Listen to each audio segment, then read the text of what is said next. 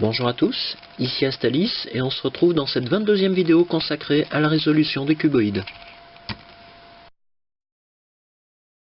Le but de cette 22e vidéo est de vous montrer comment résoudre facilement le L-cube, qui est un dérivé proche de l'i-cube que j'ai décrit dans la précédente vidéo.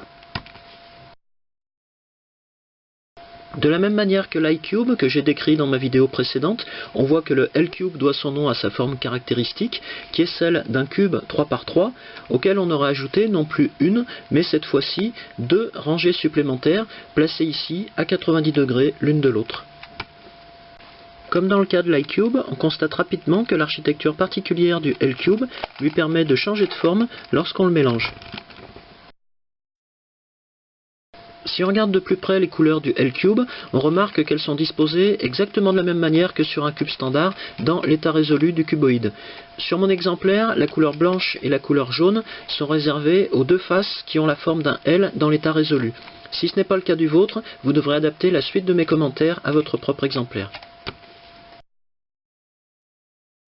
Pour résoudre le L-cube, on doit d'abord savoir résoudre un cube 3 par 3 standard, puisqu'on va voir, comme dans le cas des cuboïdes que je décrirai dans les prochaines vidéos, qu'on va d'abord résoudre le cube 3 par 3 qui sert de base au L-cube, et qu'on terminera en résolvant les deux rangées supplémentaires, des rangées que j'ai appelées face augmentée dans le cas du i-cube que j'ai décrit dans la vidéo précédente.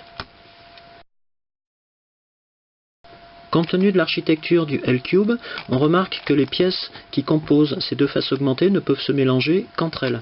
Donc pour obtenir un mélange plus efficace et plus intéressant, on va d'abord permuter ces pièces entre elles avant de déformer le L-cube. Donc je vous montre un exemple ici.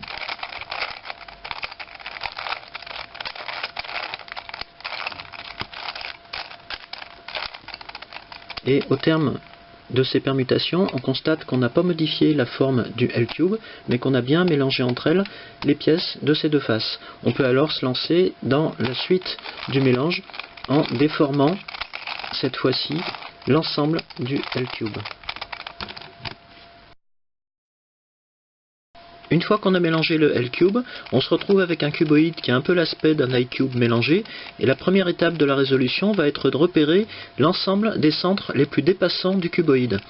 Un centre tel que je l'ai défini, c'est une pièce qui ne bouge pas lorsqu'on change une face, donc par exemple celle-ci en est un, mais on va chercher les centres qui sont dépassants, c'est-à-dire les centres qui ont cet aspect-là. Ici j'ai ce centre bleu, j'ai également ce centre orange, et un examen rapide du cuboïde montre qu'il s'agit des deux seuls centres dépassants. On a donc, dans cet exemple, deux centres dépassants disposés en L, ce qui veut donc dire que cette face, la face blanche, va avoir une forme de L une fois le cuboïde résolu, de même que la face opposée, la face jaune. Pour le principe, je vais considérer que la face blanche va être placée vers le bas, un peu comme ce que je fais lorsque je résous un cube standard. Comme pour le cube 3 par 3 standard, je vais maintenant chercher à construire une croix blanche sur la face inférieure. Pour ça, je vais repérer toutes les arêtes blanches, comme par exemple cette arête blanche et verte, et je vais les remonter dans un premier temps sur la face supérieure, la face jaune, comme ceci. J'ai donc ici une arête blanche et verte, et là une arête blanche et rouge. Il me reste à placer deux autres arêtes blanches, et dans le cas du L-cube, ces deux autres arêtes blanches ne vont pas être des arêtes simples, c'est-à-dire des arêtes constituées d'une seule pièce, mais des arêtes augmentées, c'est-à-dire des arêtes constituées de deux pièces, comme celle-ci. Ici, il se trouve que ces deux facettes sont de couleur blanche, mais celle qui m'intéresse, c'est celle de l'arête de base. Je vais donc remonter cette arête comme ceci, pour faire la troisième branche de ma croix. Et la quatrième arête blanche est celle-ci, que je vais remonter à son tour après avoir fait tourner la face supérieure, de manière à avoir une première croix blanche autour du centre supérieur jaune. À ce stade-là, je vais considérer les arêtes blanches simples, c'est-à-dire celles qui sont constituées d'une seule pièce, donc par exemple l'arête blanche et verte, et comme pour un cube standard, je vais chercher une correspondance de couleur avec un centre d'une face latérale du cuboïde. Lorsque je l'ai trouvé, je n'ai plus qu'à retourner la face de 180 degrés, comme ceci, et je vais faire la même chose avec l'autre arête simple, l'arête blanche et rouge. Une fois que j'ai trouvé le centre rouge, je retourne à son tour cette nouvelle face avant, et j'ai donc ici deux branches de la croix inférieure qui sont déjà en correspondance de couleur avec deux centres sur deux faces latérales du cuboïde. Il reste ensuite à voir le cas des deux arêtes augmentées qui ont une arête de base de couleur blanche, et dans ce cas-là, je peux choisir à quel emplacement je vais placer chacune parmi les deux derniers emplacements disponibles. Donc par exemple, je peux tourner la face supérieure comme ceci et abaisser cette arête augmentée avec une facette blanche à cet emplacement. Il ne me reste plus qu'un seul emplacement ici, c'est donc celui que je vais choisir pour abaisser la quatrième et dernière arête blanche. Et de cette manière, j'ai reconstitué une croix sur la face inférieure. Si je regarde de plus près cette croix inférieure, elle me donne également une autre information, puisqu'ici j'ai deux arêtes simples et ici deux arêtes augmentées. C'est donc que les deux faces augmentées du cuboïde occuperont cet emplacement et cet emplacement une fois le cuboïde résolu. Pour compléter cette croix inférieure, je vais maintenant partir à la recherche des coins inférieurs qui présentent une facette blanche, et d'après la forme donnée par les deux arêtes augmentées ici, je vais voir qu'il existe trois sortes de coins inférieurs différents. Ici, je vais avoir un coin inférieur simple, qui ne sera constitué que d'un seul petit cube. À ces deux emplacements-là, je vais avoir une arête augmentée, constituée du coin de base et d'un cube supplémentaire qui viendra prolonger ici la forme de cette arête. Même chose de l'autre côté. Et à cet emplacement-là, le dernier des quatre, j'aurai un coin constitué non plus de deux, mais de trois cubes, puisqu'il aura un profil en V, avec un petit cube de base et un coin augmenté sur chacune des deux faces augmentées, maintenant qu'on connaît leur disposition finale. Pour commencer, je vais partir à la recherche du coin inférieur simple, celui qui doit venir à cet emplacement, et je sais déjà qu'il aura comme couleur le blanc, celle de la face inférieure, mais également le rouge et le vert. Ce coin se trouve ici, donc je vais l'amener à la verticale de son emplacement final. Je remarque que la facette blanche est située sur un côté du cuboïde, et donc je peux mettre en relation sa deuxième facette latérale verte avec le centre de cette face qui est lui aussi vert. De cette manière, je peux le placer comme ceci. Et je constate que j'ai bien continuité des couleurs sur les deux faces.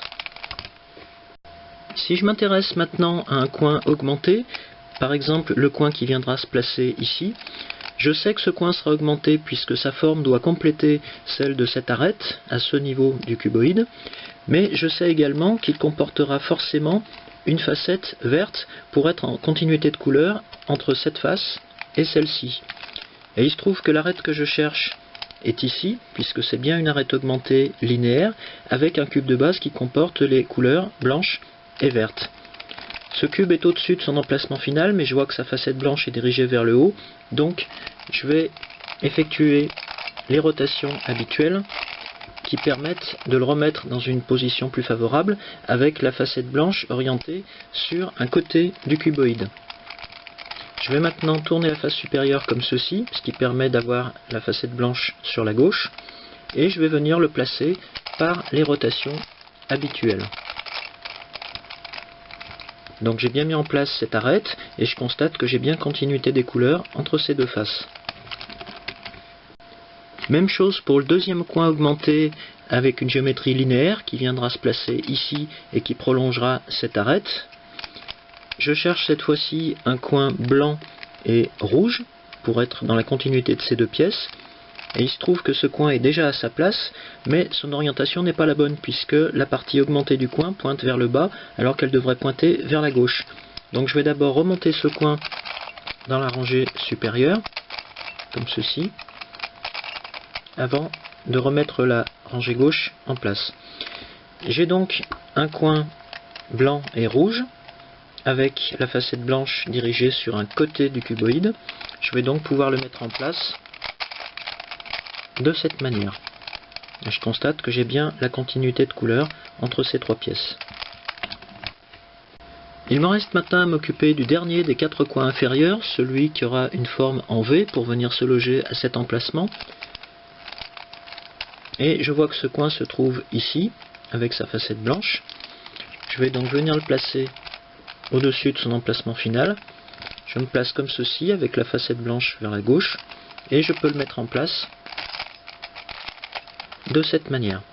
Et on remarque que de cette façon, on a bien complété l'ensemble de la rangée inférieure du cube 3×3 de base sur lequel viennent se greffer les deux rangées augmentées propres à la géométrie du L-cube.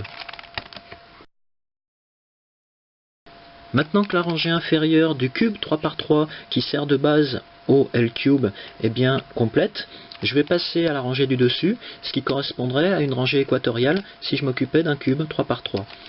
Donc en particulier dans cette rangée équatoriale, je trouve ces deux centres non augmentés, ce rouge et ce vert, et grâce à leur couleur, je sais que l'arête qui va venir se loger ici sera une arête rouge et verte, et d'après la forme du cuboïde, je sais aussi que ça sera une arête simple, c'est-à-dire une arête composée d'une seule pièce. Cette arête se trouve ici, donc comme pour un cube, je vais faire pivoter la rangée supérieure de manière à obtenir cette correspondance de couleurs. La deuxième couleur de cette arête me dit de quel côté je vais devoir la basculer, vers la gauche ou vers la droite, et dans mon cas ça sera vers la droite puisque ce centre est de couleur verte. Donc je vais effectuer exactement les mêmes rotations que pour un cube. J'éloigne cette arête de son emplacement final, je monte la rangée droite, je tourne à nouveau dans le même sens la rangée supérieure, j'abaisse la rangée droite, je ramène la rangée supérieure dans le sens contraire, je vais regarder le cuboïde par la droite et je vais replacer ce coin blanc dans la rangée inférieure comme ceci. Et dans ce même mouvement, on voit que j'entraîne cette fameuse arête rouge et verte qui est maintenant à sa place entre ces centres rouge et vert. Maintenant que la rangée inférieure du L-cube a retrouvé sa géométrie définitive, elle m'indique également que les deux arêtes qui viendront se loger à cet emplacement et à celui-ci sont des arêtes augmentées et des arêtes linéaires puisqu'elles seront composées de deux cubes chacune. Donc je vais chercher ces arêtes équatoriales et je vois par exemple que j'en ai une ici, une arête composée, une arête augmentée, linéaire, avec une arête de base de couleur verte. Et je vois qu'elle est déjà à sa place pour basculer du côté gauche, puisque la facette verte sera ainsi orientée vers la gauche. Donc je vais placer cette arête comme ceci. Je l'éloigne de son emplacement définitif, je monte la face gauche, je tourne à nouveau la rangée supérieure dans le même sens, j'abaisse la face gauche, je ramène la rangée supérieure comme ceci, je regarde cette fois-ci le cuboïde par la gauche, et je mets en place cette arête comme ceci. Et j'ai bien continuité des couleurs et continuité de forme entre la rangée inférieure et la rangée équatoriale. Je vais faire exactement la même chose de l'autre côté avec l'arête augmentée qui a une arête de base de couleur rouge pour obtenir le même type de forme mais cette fois-ci symétrique du côté gauche. J'ai ici trois arêtes équatoriales en place, la première arête simple et les deux arêtes augmentées linéaires, rouge et verte. Il me reste à placer la dernière arête, celle qui viendra se mettre en place ici, et on voit d'après la forme générale du L-cube que cette arête sera constituée de trois cubes avec une forme en V. Je vais d'abord repérer cette arête dans la rangée supérieure, et je la retrouve ici, et je vais l'approcher de son emplacement final. Mais on a un dilemme au moment de placer cette arête, on ne sait pas si cette arête devra partir de cette position pour être basculée sur la gauche, ou si elle devra partir de cette position pour être ensuite basculée sur la droite. Et pour déterminer quelle sera la bonne position de départ, on va appliquer le même critère que celui qu'on avait déjà vu sur le Fisher's Cube dans ma série de vidéos consacrée à la résolution des cubes standards. Pour déterminer la bonne position de départ de cette arête, je vais d'abord considérer la croix supérieure qui ici est jaune dans mon exemple, et en particulier le nombre de branches qu'elle comporte déjà. Ici j'ai une croix qui comporte 3 branches, sachant qu'elle aura la quatrième lorsque la face supérieure sera résolue, et je vais considérer qu'au moment de basculer cette arête en V à son emplacement final, l'arête qu'elle va remplacer va venir se redresser pour prendre sa place, et cette arête comporte une facette jaune. Et dans ce mouvement, lorsqu'elle va se redresser, la facette jaune va se retrouver sur la face supérieure ou sur une face latérale. Si elle se retrouve sur la face supérieure du cuboïde, elle va pouvoir compléter les autres branches de la croix. Et ce qu'on cherche à obtenir, c'est une croix qui aura un nombre pair de branches, c'est-à-dire aucune branche, 2 branches ou éventuellement les 4. Donc si je pars de cette position, je vois que cette arête va se redresser comme ceci, mais cette facette jaune occupera toujours une position latérale sur le cuboïde. Donc je vais partir de l'autre position possible, qui est celle-ci, et je vais basculer cette arête en V vers la droite. Donc en appliquant les rotations habituelles, voilà ce que ça donne. Je tourne la rangée supérieure vers la gauche, je monte la face droite, je tourne à nouveau la rangée supérieure vers la gauche, j'abaisse la face droite, je ramène la rangée supérieure vers la droite, je regarde le cuboïde comme ceci, et je termine la mise en place de mon arête de cette manière. Je constate que j'ai bien retrouvé la géométrie du L-cube dans la rangée équatoriale, et lorsque je me penche sur la croix supérieure, je vois bien qu'elle a 2 branches, c'est-à-dire un nombre pair de branches. C'est exactement ce que je cherchais. On en arrive à la résolution de la rangée supérieure du cube de base, et dans un premier temps, on va chercher à obtenir cette croix complète. Je vais utiliser ici un algorithme qu'on a déjà vu pour le cube, et puisque j'ai 2 branches de la croix disposées en L comme ceci, je peux partir de cette disposition et appliquer directement cet algorithme. Fait ta ration de riz fils. Je vois que j'ai bien conservé la géométrie des 2 rangées inférieures du cuboïde et que j'ai cette fois-ci une croix supérieure complète. Dernière étape pour la résolution de la rangée supérieure du cube de base. Maintenant que j'ai la croix, je vais chercher à obtenir la face jaune complète. Ici, je vois que j'ai une croix complétée de 2 coins déjà en place. Donc, je vais partir de cette disposition avec une facette jaune sur cette pièce avant gauche et j'applique un algorithme qu'on a déjà vu à de nombreuses reprises dans la résolution d'un cube standard. Rasant ta rive ta ra tu ris. J'ai une croix avec un coin supplémentaire que je vais donc placer comme ceci et je reprends le même algorithme. Rasant ta rive ta ra tu ris. J'ai le même cas, une croix avec un coin supplémentaire que je vais placer ici. Rasant ta rive ta ra tu ris. Et on voit que j'ai résolu la rangée supérieure du cube 3×3 de base.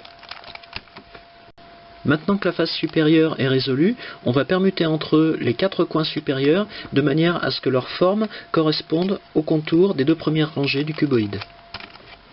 D'abord, on va orienter cette rangée de manière à obtenir le maximum de correspondance de forme de ces 4 coins par rapport aux 2 rangées inférieures. Ici, je remarque que dans cette position, j'ai un coin simple qui correspond bien dans sa forme aux 2 rangées inférieures, de même que j'ai ici un coin étendu dont la forme correspond elle aussi au contour des 2 premières rangées. Il me reste donc ces 2 derniers coins supérieurs, ce coin en V et ce coin linéaire, que je dois maintenant permuter entre eux pour qu'ils correspondent au contour du L-cube. Je vais donc orienter mon cuboïde comme ceci et permuter ces 2 coins avec un algorithme qu'on a déjà vu à de nombreuses reprises. Ri ta a 2 parties, donc partie d'avance, et toi une partie de retard. Et j'oriente la rangée inférieure pour la faire à nouveau correspondre avec la rangée du dessus. Maintenant qu'on a une correspondance de forme sur les 4 coins supérieurs, on va s'occuper des arêtes, et dans mon cas, je vois que, par exemple, ces 2 arêtes simples ne sont pas sur les bons côtés du L-cube, puisqu'elles devraient se trouver à ces 2 emplacements. Je vais donc par exemple permuter ces deux arêtes et ensuite je pourrais permuter ces deux autres. Donc là aussi, on va utiliser un algorithme qu'on a vu à de nombreuses reprises. Donc pour permuter ces deux-là, je commence par celui-ci. 3 vers tu, vers tu, vers tu. J'ai bien permuté ces deux arêtes, cette arête étendue et cette arête simple. Je vois que j'ai aussi permuté dans l'opération ces deux arêtes équatoriales, mais puisqu'il me reste une permutation à effectuer entre ces deux arêtes supérieures, je vais pouvoir orienter la rangée supérieure comme ceci et reprendre le même algorithme. Donc vers tu, vers tu, vers tu. Et il me reste pour finir à orienter la rangée supérieure pour retrouver la forme originale du L-cube. Dans cet exemple, on a l'impression que les quatre arêtes supérieures ont repris leur place, puisque j'ai bien ici correspondance de couleurs entre cette arête et ce centre, de même de ce côté. Ici, on a bien la forme en L caractéristique du L-cube, et pourtant, on se retrouve avec deux arêtes équatoriales permutées. Et en fait, cet état s'explique, puisque si ces deux arêtes simples ont un emplacement bien déterminé, qu'on peut repérer à l'aide de leur deuxième couleur, ici le vert et ici le rouge, ces deux arêtes augmentées peuvent être permutées entre elles sans changer la forme générale du L-cube. Donc si on effectue une dernière permutation entre ces deux arêtes augmentées, on rétablira les positions respectives de ces deux arêtes équatoriales. Donc je vais pouvoir placer la rangée supérieure du L-cube comme ceci et utiliser l'algorithme permettant de permuter deux arêtes à 90 degrés. Alors, avec 2 ras ta et 2 por tugé je désert te sans avertir. Et en orientant convenablement la rangée supérieure, on s'aperçoit qu'on a bien retrouvé les positions des deux arêtes équatoriales tout en gardant la silhouette en L du L-cube. Lorsqu'on a retrouvé la correspondance de forme et de couleur des deux arêtes supérieures simples, on peut maintenant s'attaquer à la résolution des deux faces augmentées propres au L-cube et qui auront chacune leur couleur sur ces deux faces, à savoir le bleu sur celle-ci, puisqu'on a un centre qui va donner sa couleur à l'ensemble de la face lorsque celle-ci sera résolue, et l'orange dans mon exemple pour cette face augmentée. Dans un premier temps, je vais choisir l'une de ces deux faces augmentées, par exemple cette face orange, qui sera orange lorsqu'elle sera résolue, et je vais chercher à construire une croix orange sans m'occuper des positions respectives des quatre branches de la croix. Ici, j'ai deux arêtes augmentées avec une facette orange, ce qui veut dire que les deux arêtes manquantes se trouvent sur l'autre face, ici. Donc je vais devoir permuter ces arêtes avec les deux arêtes bleues qui se trouvent sur cette face augmentée. Pour ça, par exemple, je peux orienter ma face augmentée comme ceci, et cette autre face comme ceci. Je peux descendre cette arête augmentée à cet emplacement, tourner cette face de 180 degrés et remonter la rangée droite. J'ai ainsi retrouvé la forme en L du L-cube, et il ne me reste plus qu'à placer la dernière arête ici, ce qui est possible en tournant par exemple la face augmentée supérieure comme ceci, en venant chasser cette arête-là par l'autre arête avec une facette orange, en tournant ensuite cette face et en remontant la rangée gauche. De cette manière, j'ai bien construit ici une croix orange sur cette face augmentée et une croix bleue sur cette deuxième face augmentée. Il me reste maintenant à orienter chaque branche de cette croix, c'est-à-dire que chaque branche, ici avec une facette bleue, comporte une deuxième couleur que je vais devoir mettre en correspondance avec les autres facettes du L-cube. Donc en faisant tourner par exemple cette face augmentée, je vais pouvoir mettre par exemple cette couleur rouge en face de cette autre pièce rouge, et je vais regarder si les autres couleurs correspondent. Ici, je vois que j'ai une deuxième correspondance avec ce jaune, mais que je n'ai pas de correspondance sur les deux autres côtés du L-cube. Donc je vais orienter cette facette différemment, cette face augmentée, pour essayer d'obtenir une seule correspondance. Et ici, je vois que cette seule correspondance sera avec cette couleur orange, puisqu'on ne l'a pas ici, ni de ce côté, ni sur ce troisième côté. Donc une fois qu'on a établi cette première correspondance, on va utiliser un algorithme qu'on a déjà vu pour permuter entre elles les trois autres arêtes augmentées. Pour ça, on place face à soi la deuxième face augmentée et on va appliquer l'algorithme en considérant que la rangée droite est celle-ci et la rangée supérieure cette face augmentée. Donc j'effectue une première permutation entre ces trois arêtes. Ra, zan, ta, rive, ta, ra, tu, ri. Si je tourne le L-cube, je m'aperçois que j'ai établi en une seule fois la correspondance sur les trois branches de cette croix bleue. J'ai donc orienté cette première croix augmentée. Et si je tourne le L-cube comme ceci, je vais pouvoir faire exactement la même chose pour les quatre branches de cette croix augmentée orange. Une fois que mes deux croix augmentées sont orientées, je vais passer à la dernière phase de la résolution du L-cube, qui est la permutation de coins augmentés entre les deux faces augmentées, ici, la face augmentée de centre bleu et la face augmentée de centre orange. Ces permutations concerneront trois coins augmentés, ces trois-là ou ces trois-là, et la technique de résolution va être exactement la même que celle que j'ai utilisée pour permuter des centres orientés d'un supercube 5 par 5. J'ai déjà décrit ce cube dans la série consacrée à la résolution des cubes standards. Si je prends par exemple le cas de ce coin, le coin qui doit venir normalement à cet emplacement une fois le L-cube résolu, je sais qu'il aura une facette orange, mais qu'il aura également une facette verte et une facette jaune, puisqu'il se situera entre ces deux pièces. Le coin que je cherche est celui-ci. Je vais donc pouvoir tourner cette face pour pouvoir ensuite permuter ce coin et ce coin. Donc je commence du côté droit. Je monte d'abord ce coin augmenté à sa place ici. Je l'isole dans la partie gauche du cuboïde, puis je l'isole à l'arrière de ce cuboïde. Je ramène la rangée supérieure dans sa position première. Je ramène la rangée droite dans sa position première. Je tourne la rangée supérieure à nouveau dans ce sens et je peux ramener la rangée gauche du cuboïde.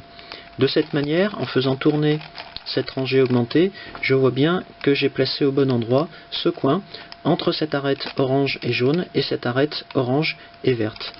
Et je vais effectuer le même type de permutation avec l'ensemble des autres coins pour finalement me retrouver avec deux coins à permuter sur une face augmentée et un seul coin à permuter sur l'autre face augmentée.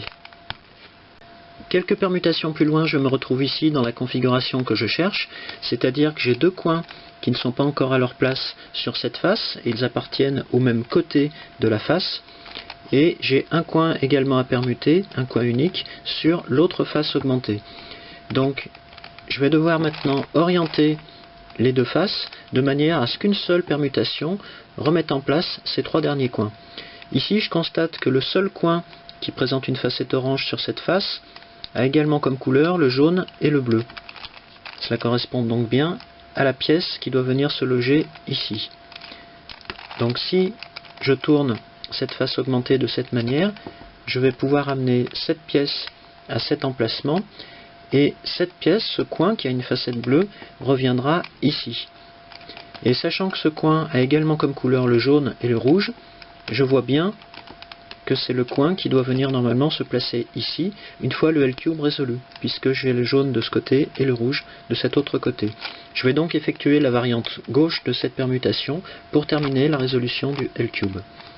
Donc je monte ce coin ici, je l'isole dans la partie droite, je l'isole à l'arrière, je ramène la rangée supérieure comme ceci, je ramène la rangée gauche, je tourne à nouveau la rangée supérieure dans ce sens, et je peux ramener la rangée droite. J'ai résolu séparément les deux faces augmentées du L-cube. Il me reste maintenant à les orienter pour obtenir la correspondance de couleurs avec le cube 3×3 de base, et je vois que j'arrive au terme de cette résolution du L-Cube.